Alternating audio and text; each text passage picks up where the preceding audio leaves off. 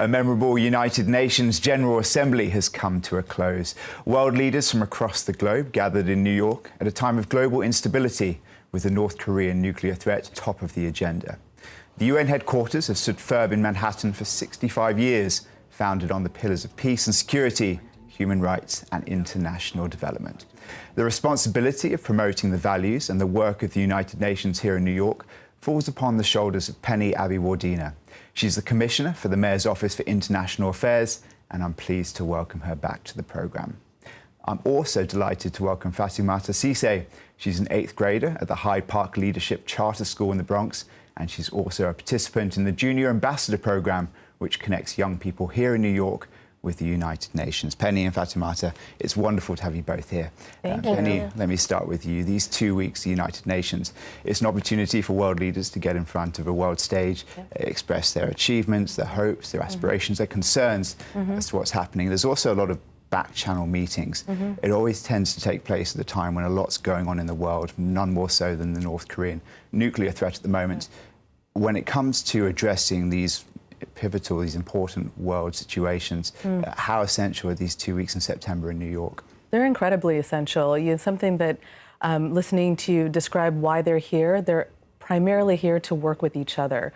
The heads of state come with major delegations, including their foreign ministers and experts on these issues. So there are a number of side meetings, and we like to think that the world is coming to New York City to get something done. You know, the United Nations has been such an important part of the city here for 70 years now. The building has been here for 65 years. That's right. On the East River. I think when the General Assembly takes place, a lot of people talk a lot about the traffic. Yes. There's always a lot of intrigue as to what actually happens behind the closed doors. Yes. How do you connect people of New York to the United Nations and make it relevant to them? You know, we do that through a couple of different pillars. I think the economic connection is very important. My office has an economic impact analysis of the UN, and it is a significant economic boon. You talk about the traffic during these few weeks, but we have to remember this is traffic on our sidewalks too. So in our bodegas, in our cafes, in our dry cleaners. So the economic piece, I think, is very relevant for us to talk about. But on the other end, it's the educational and cultural aspect that the UN brings. So we're here with Fatoumata, who is a New York City Junior Ambassador. And one of the core sort of goals that the mayor and I wanted when we were thinking about what we were going to do with this office is how do we get every New Yorker to find value in having the UN here? And one of the ways we see doing that is through our youth, right? So when we have our junior ambassadors have this experience at the UN where they're learning about the different global goals, then they're coming back and they're activating in their community. And the key there is that they're going home and talking to their parents and their neighbors about it. And for the first time, communities that hadn't seen the relevance of what the UN is doing, what these very lofty global goals are, they're now seeing the relevance in their own community, and it's through their children. So that's one of the avenues in which we're really making that connection. So Fatoumata, you're part of the NYC Junior Ambassador Programme. Why did you want to get involved? What was it about the United Nations that attracted you?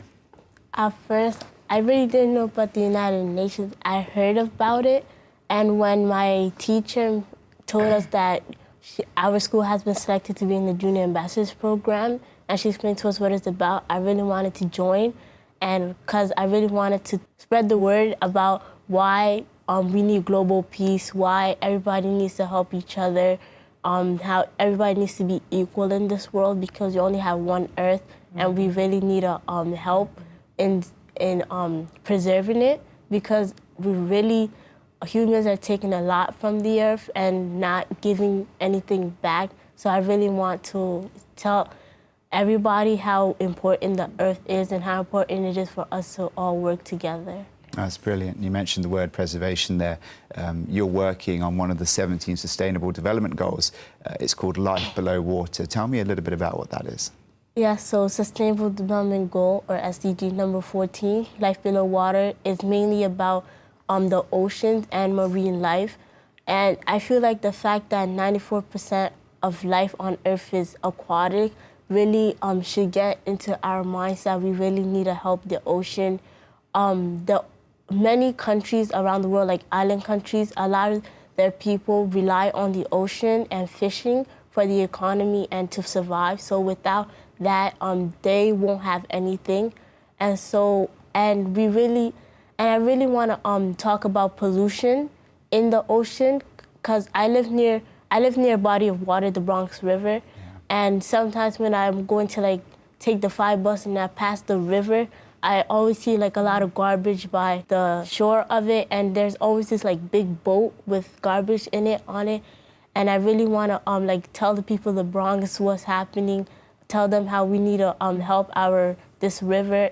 So here's Penny, someone who's taken an issue very local in a community, the South Bronx River, and clearly has a huge passion for it and has applied it to the greater UN goals, which I guess is everything it's about, looking at the issues here in New York and then applying it to the United Nations. What we are looking to do is encourage all 7th grade educators. We want all educators in the 7th grade to think about how they can integrate one of the Sustainable Development Goals in their curriculum. They apply to this program, and when they're selected, there's this incredible opportunity to get a curated tour of the UN, get a briefing from an expert, whether it's in climate action, water management, human rights, and then we send a diplomat, one of the senior diplomats, into the school system, into the classroom, so that the young people can see what do diplomats do? What are these people doing at the UN?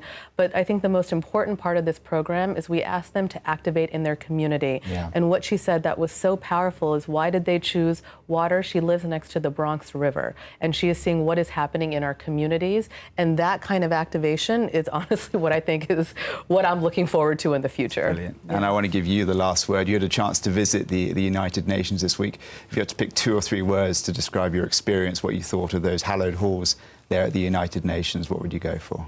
I will go for amazing. Yeah. And I feel like even though we're young, we also see what's happening in our world, and we also want to make a change. And a lot of people came to support Peace Day, and I really feel like it was amazing to be there. Brilliant. The applications for the Junior Ambassador Programme is now open.